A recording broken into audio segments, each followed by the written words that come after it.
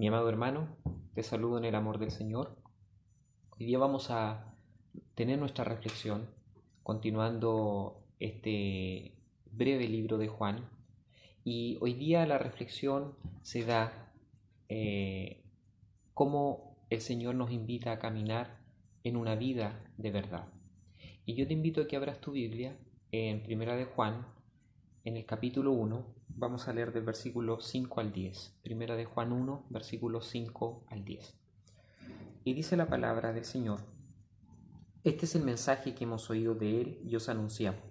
Dios es luz y no hay ninguna tinieblas en Él. Si decimos que tenemos comunión con Él y andamos en tinieblas, mentimos y no practicamos la verdad. Pero si andamos en luz, como Él está en luz, tenemos comunión unos con otros y la sangre de Jesucristo su Hijo nos limpia de todo pecado. Si decimos que no tenemos pecado, nos engañamos a nosotros mismos y la verdad no está en nosotros.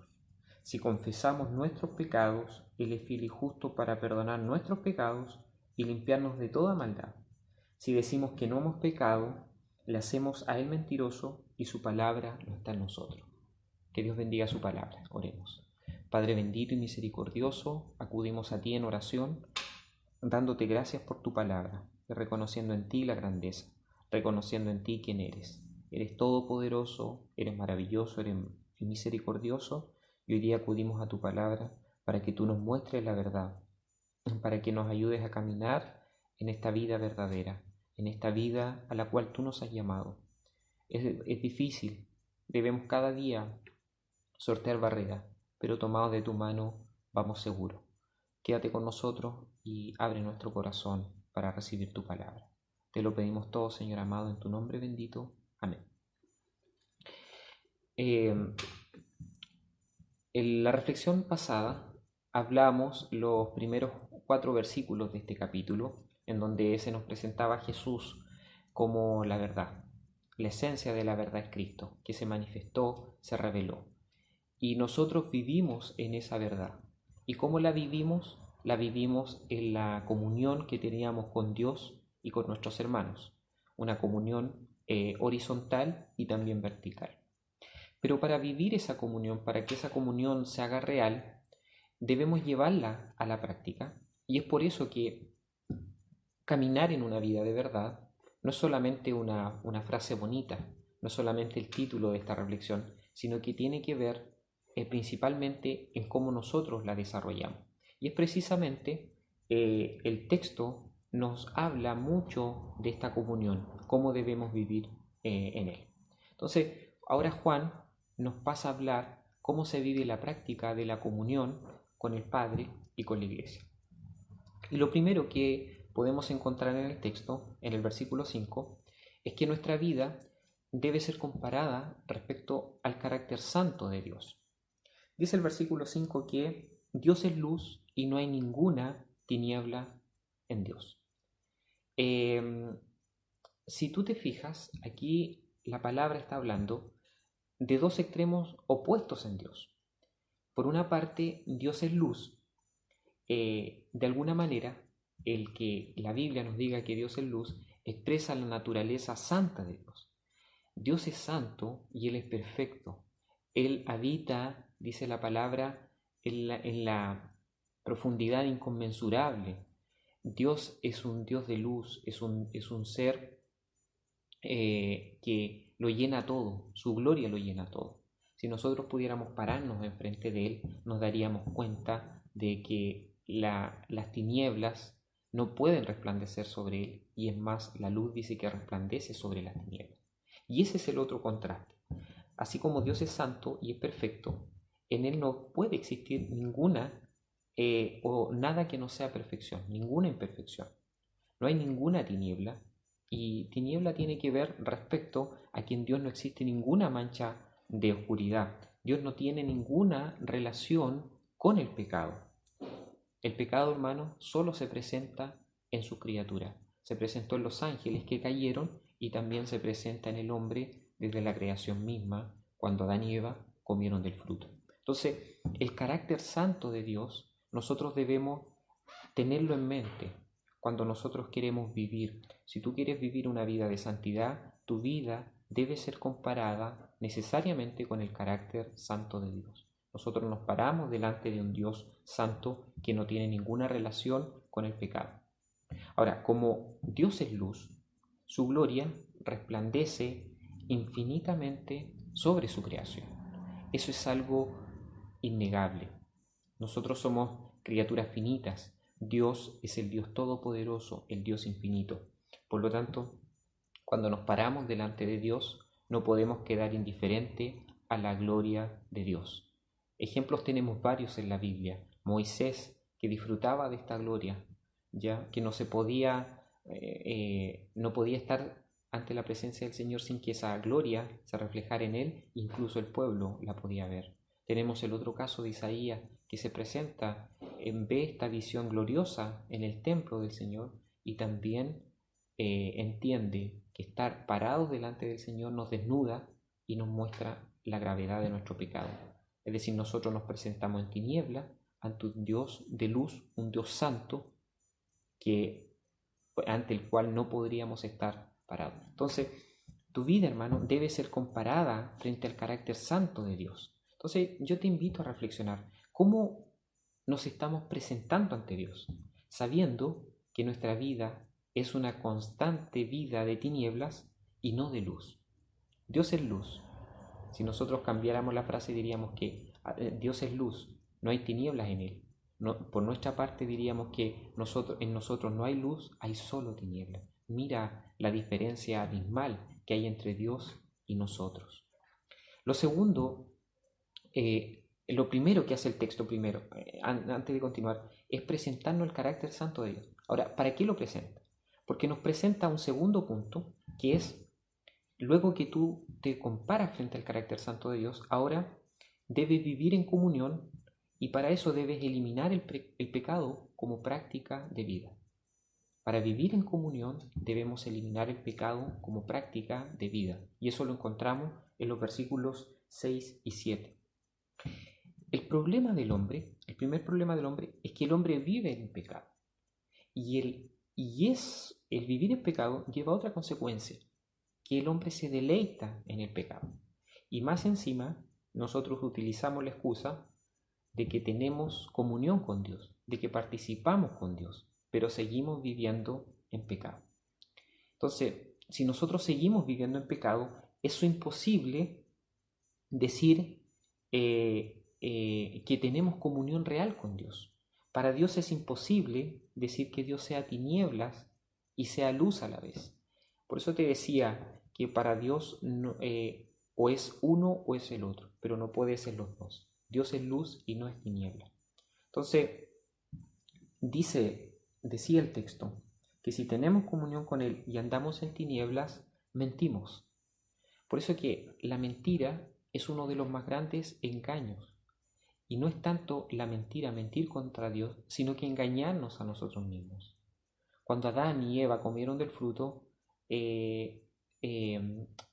transgredieron la voluntad de Dios. Eso lo llevó a mentir, a sentirse engañado, a engañar a Dios, pero también a sentirse engañados delante de Dios, a sí mismo. Entonces, una conducta que está alejada de Dios nos lleva a la mentira. Por eso es que es tajante el texto.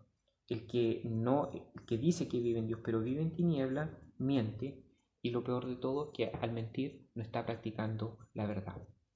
Nosotros muchas veces mentimos de manera no intencionada, porque tal vez para salvar la situación, para salvar a otra persona, para no perjudicar a otro. Pero déjame decirte, hermanos, que una mentira siempre va a ser una mentira. No existe ni la mentira blanca ni la mentira piadosa. Una mentira es una mentira aquí y en todo lugar. Entonces, siempre va a ser mentira. Entonces, mentirnos a nosotros mismos es un grave pecado. Si queremos tener comunión con Dios, debemos apartar de nosotros la mentira, precisamente porque la mentira es una carga que va en nuestros hombros. Cuando decimos la verdad, aunque duela, hay un descanso en nuestra alma, y es a eso a lo que el Señor nos invita.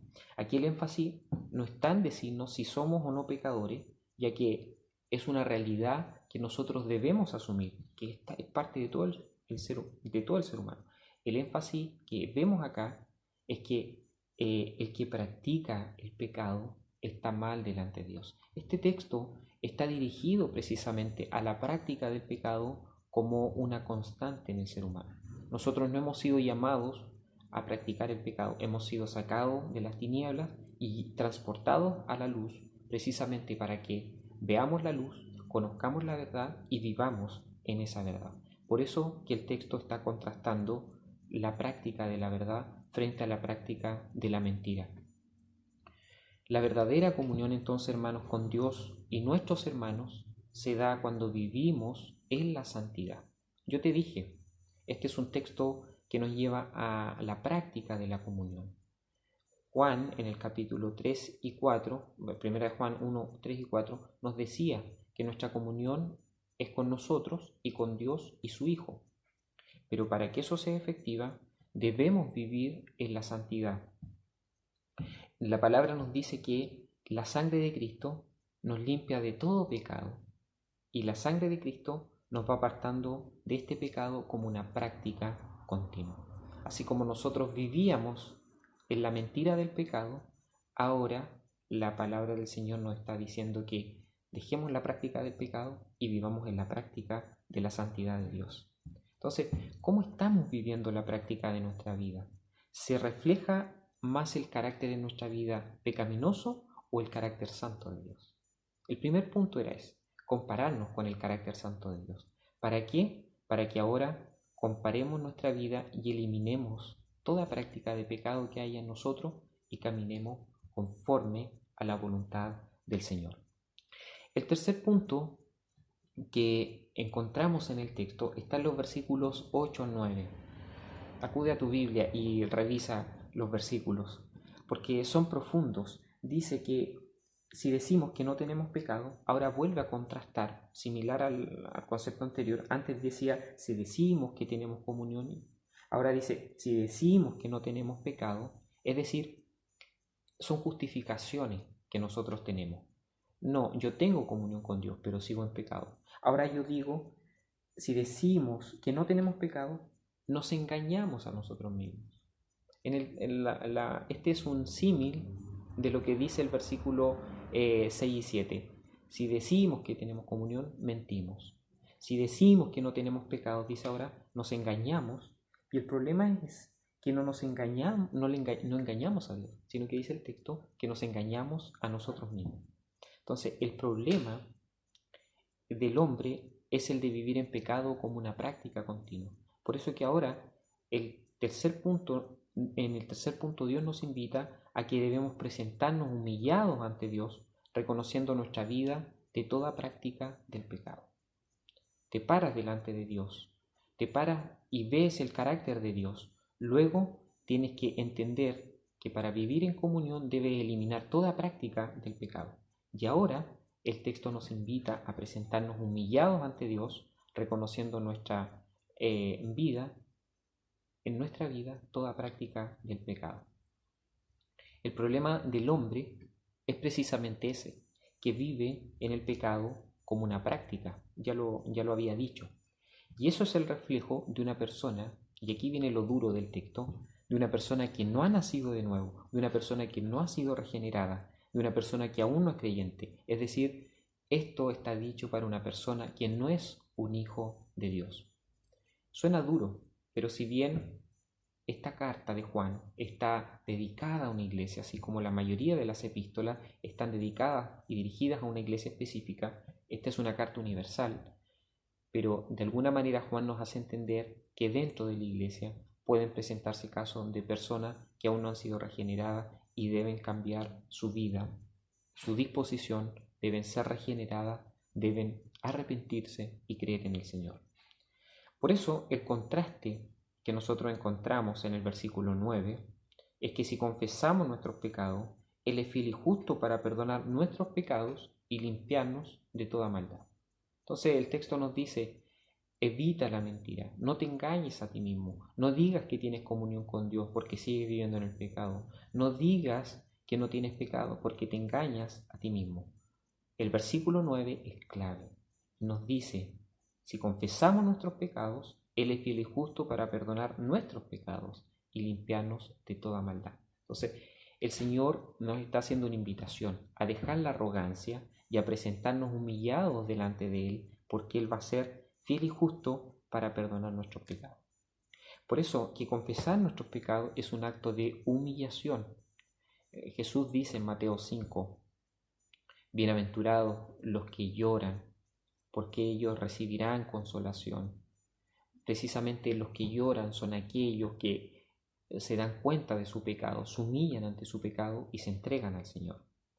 Pero aquí lo que más llama la atención del versículo 9, si te fijas, es que luego que dice que si confesamos nuestros pecados, eso es maravilloso. Primero nos llama a confesarnos, pero dice que Él es fiel y justo para perdonar. Entonces, cuando yo leí este texto, decía, claro, lo principal es confesar nuestros pecados, pero hay algo que no vemos en el detalle. Él es fiel y justo. Si tú ves el carácter de Dios, Dios es santo, ¿cómo te puedes presentar ante Él si eres pecador? Es difícil presentarse ante Él. Pero dice que Él es fiel y justo para perdonar nuestros pecados. Entonces, claro, Dios se apiada de nosotros, tiene misericordia de nosotros y por eso nos perdona.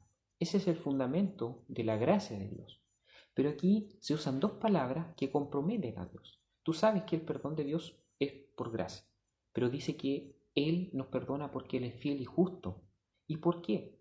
Precisamente porque Él se ha comprometido, mira lo que la palabra que usó, Él se ha comprometido a perdonar al contrito y humillado de corazón. Y hay dos textos que te invito a que los busques en tu Biblia y márcalo, que son dos salmos. Mira, el Salmo 34, versículo 18 dice, cercano está Jehová a los quebrantados de corazón y salva a los contritos de espíritu. Y luego otro salmo, el Salmo 57, versículo 17, dice que los sacrificios de Dios son el espíritu quebrantado, y al corazón contrito y humillado no despreciarás tú, oh Dios. ¿Te das cuenta lo que la promesa de Dios es que Él se acerca a los que se quebrantan de corazón, a los que se humillan? Él salva al que se presenta contrito de espíritu. El sacrificio de Dios, Él se mueve hacia el corazón que se ha quebrantado y Él no desprecia el que se humilla. Entonces el énfasis es precisamente el que se humilla, el que se arrepiente, el que confiesa sus pecados, el que se convierte, va a recibir sí o sí, mira la palabra que estoy usando, sí o sí la misericordia de Dios demostrada en el perdón. Por eso que el texto, versículo 9 de Juan, contrastado con los dos salmos que leímos, es una analogía, es un símil. Si confiesas tus pecados, ten la seguridad de que Él será fiel y justo para perdonar tus pecados y limpiarte de toda maldad. Pero eso se hace con un corazón quebrantado, con un corazón contrito de espíritu, con un corazón que se presenta humillado. Y por esa razón, Dios siendo justo y siendo fiel, porque Él no pasa por alto sus promesas, esta es una promesa, una gran promesa, es decir, Dios nos dice, si tú te humillas delante de mí, recibirás el perdón. Eso es lo que Dios nos dice. Por lo tanto, Él debe ser fiel a esa palabra y justo precisamente porque Él ha usado el medio, ha usado a Jesucristo para que por medio de su justicia nosotros podamos ser salvos. Si Dios no cumpliera esta promesa de salvación ante un corazón que se presenta humillado, déjame decirte que Dios se volvería mentiroso. Y el énfasis del texto es que Dios es luz y no hay ninguna tiniebla en Él. Por eso es que la obra de justicia de Cristo en la cruz, por nuestros pecados, se hace justicia por nosotros. Por eso es que somos limpios de todo pecado. Entonces, Dios de alguna manera ya se comprometió a perdonar a aquel que se humilla, precisamente porque el que se presenta ante Dios ha sido movido por su Espíritu Santo para que se arrepienta de sus pecados. Entonces yo te hago una invitación respecto a este punto. Examina tu vida. Y mira, voy a usar una frase dura. Y ve si eres un hijo de Dios. Debo ver si soy un hijo de Dios, que debe ser perfeccionado en la santidad de Dios. Pero también, si aún no eres hijo de Dios, te invito a que te humilles de todo corazón para que Él te perdone. Y ten la seguridad de que Él te va a perdonar. Y el último mensaje, el último punto que nos quiere dejar la palabra, que es urgente que humilles tu vida para vivir en la gracia de Dios. Y esto lo pongo en exclamación. Es urgente que humilles tu vida para vivir en la gracia de Dios. ¿Por qué? Porque el texto, el versículo 10, termina con una sentencia. Mira lo que dice. Si decimos que no hemos pecado, le hacemos a él mentiroso y su palabra no está en nosotros. El versículo 6 y 7 nos decían que si decimos que tenemos comunión con él, mentimos. Si decimos que no hemos pecado, nos engañamos. Entonces, ¿cuál es la invitación? A que confesemos nuestros pecados, a salir de esa mentira, de esa burbuja de mentira, y vamos a encontrar el perdón. Pero ¿qué pasa si en nuestra vida rechazamos esa oferta y seguimos obstinadamente viviendo en esta vida de pecado y diciendo que no hemos pecado?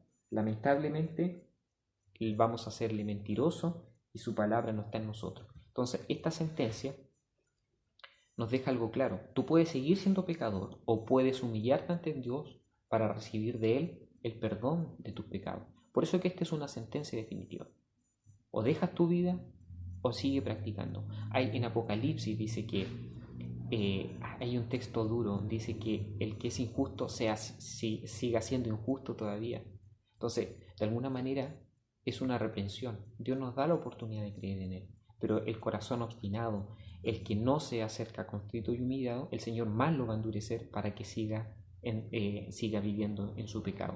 Y no es porque Dios sea malo, no es porque Dios no ame a esa persona o no la quiera o no esté en sus planes, es sencillamente porque el amor de Dios se muestra de tal manera que nosotros debemos mirar el sacrificio de Cristo para cambiar. Y Hebreos dice, si hemos gustado de la gracia de Dios, pero aún seguimos viviendo nuestra vida pecaminosa, dice que lo único que nos queda es una horrenda expectación de fuego, de condenación. Así que, hermano, yo te invito a eso y te invito a que confieses a Jesús. Ahora, ¿por qué si seguimos viviendo en el pecado, diciendo que no hemos pecado, le hacemos al mentiroso? ¿Por qué hacemos mentiroso a Dios? Precisamente porque en la Biblia gira en torno a que Dios envió a su Hijo a morir por los pecados. Entonces, si hay una historia de la redención, si Dios envió a su Hijo, es precisamente por un sacrificio, y ese sacrificio es por el pecado. Entonces, si yo digo que yo no he pecado, estoy diciendo que no existe el pecado en el mundo, que el sacrificio de Cristo es vano, que lo que Cristo vino a hacer no tiene fundamento. Mientras que la Biblia nos muestra todo el momento, todo el rato, de que somos pecadores y que necesitamos la gracia de Dios. Entonces, el fundamento de nuestra fe, el fundamento de nuestra vida está en el perdón de los pecados y la gracia de Dios. Si yo digo que no tengo pecado, que soy justo y que no necesito, y más encima digo que no necesito la gracia de Dios, estoy invalidando la obra de Dios. Por eso es que lo transformo en un mentiroso. Entonces, Dios nos invite a reflexionar. Reflexionen cómo Dios es veraz porque nos muestra la verdad de nuestro pecado. Jesucristo también añade que Él iba a enviar a su Espíritu Santo, que Él los va a convencer de pecado, de justicia y de juicio. Y el que no cree en Él y en su palabra, lamentablemente se va a seguir hundiendo más y más en su pecado. Si este texto te pareció duro, déjame decirte que es esperanzador. Y es esperanzador precisamente porque nos llama a reconocer nuestro pecado. Y en una actitud contrito y humillada nos invita también a humillarnos delante del Señor. Que Dios tenga misericordia de nosotros, que Dios nos ayude, que Dios nos acompañe, que Él sea en medio de tu vida. Si aún no has creído en el Señor, si participas de la comunión, pero no has creído en el Señor, presenta tu corazón y ten la confianza y la seguridad de que el Señor estará en medio tuyo. Entonces no olvides, tienes que presentarte ante Dios y comparar tu vida frente al carácter santo de Dios. Lo segundo, para vivir en comunión debes eliminar el pecado como práctica de vida. Como tercer punto, debes presentarte humillado ante Dios, reconociendo que nuestra vida es de continua práctica en el pecado. Y finalmente, es urgente que humillemos nuestra vida para vivir en la gracia de Dios. Que el Señor te bendiga, que el Señor te acompañe. Oremos. Te damos gracias nuevamente, Señor, por tu palabra, porque nos hace bien al alma, pero también nos hace bien para que entendamos en cómo estamos viviendo y en qué manera estamos viviendo. Si estamos viviendo en un engaño, te pedimos que saques ese engaño de nuestra vida y nos ayudes a vivir recta y justamente delante de ti. Bendice a mis hermanos, bendice a tu iglesia en estos días, en estos momentos de aflicción, momentos duros, de inquietud, pero sabemos que tú estás en medio nuestro. Quédate con nosotros y sigue bendiciendo a tu iglesia, a la iglesia que alaba y glorifica tu nombre. En tu nombre bendito lo pedimos todo, Señor. Amén. Que el Señor te bendiga, mi hermano.